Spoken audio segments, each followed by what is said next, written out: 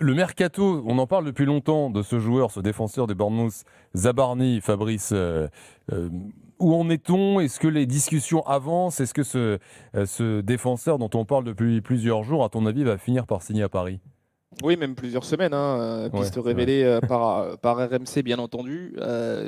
évidemment. C'est Bournemouth, en fait. C'est les négociations qui traînent maintenant avec Bournemouth, entre le Paris Saint-Germain et Bournemouth, parce qu'il y a un écart entre ce que demande Bournemouth et ce que le Paris Saint-Germain est prêt à mettre, sachant que le joueur Elias Zabarni, lui, est déjà d'accord et déjà OK pour rejoindre le Paris Saint-Germain. Il y a un accord contractuel de 5 ans qui est en place entre les deux parties.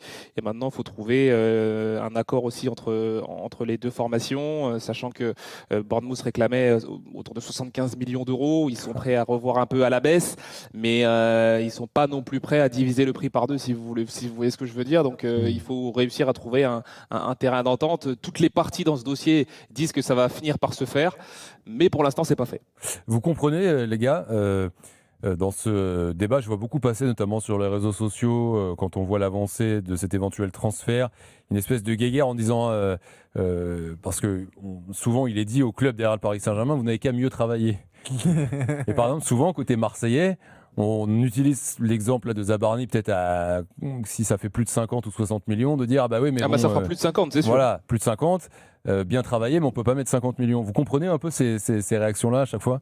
Ouais, mais après, c'est une bataille de clochers, c'est-à-dire entre ceux qui supportent le PSG, ceux qui sont entre guillemets contre le PSG. Et là, sur cette question, notamment, bah, c'est un enjeu qui est important pour le PSG parce qu'on est sur un défenseur référencé en première ligue. Et c'est pour ça que Bournemouth, ils viennent de vendre Dean Huijsen, ils vont vendre Kerkez, ils ont la puissance financière liée à la première ligue.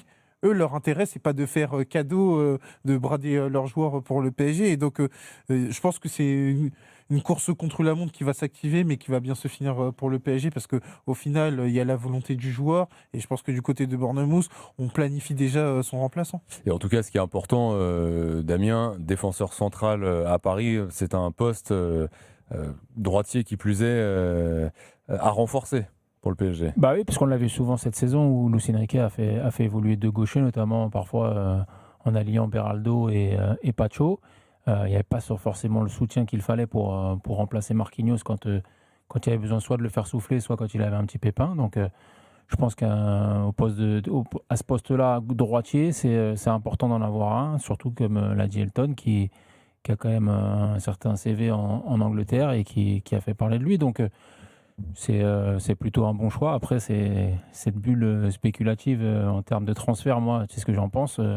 Elle a explosé depuis bien longtemps. Peut-être qu'il y a 10 ans, ce joueur-là aurait été acheté allez, 25, 30 millions. Et ben, ce sera peut-être le double cette année. Donc voilà, c'est compliqué parfois à comprendre, mais c'est peut-être bien travaillé aussi par le Paris Saint-Germain si demain il Aujourd'hui, devient un incontournable. il y a plusieurs éléments. On a évoqué le CV du joueur, qui est international depuis ses 18 ans avec l'Ukraine. Il est quand même dans un club bien solidement installé dans la première partie de tableau de la Première Ligue. Donc, il y a une sécurité financière qui va avec. Et après, Thibaut, tu payes la taxe champion d'Europe.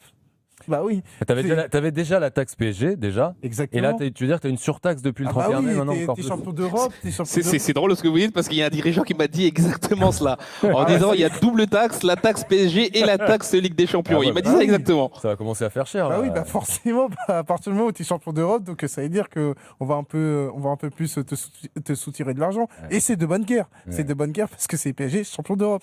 Bon, en tout Et, cas, et puis il y a aussi un autre Ouais, élément, vas-y, c'est que Fabrice. Bournemouth n'a pas forcément besoin de vendre. Ils ont déjà perdu Kerkez à gauche, Huijsen qui est parti pour 62 millions d'euros, mais pour lui il y avait une clause. Et c'est vrai qu'ils sont en train de se faire déplumer un petit peu partout. Il y a aussi leur ailier Semedo là qui est pisté par de nombreux clubs. Il y a une volonté aussi de leur part. En tout cas, ils auraient aimé garder Zabarni. Maintenant, ils ont bien compris que ça allait être difficile et du coup, ils veulent en tirer le maximum pour essayer de refaire une équipe avec tous les millions qu'ils ont récupérés.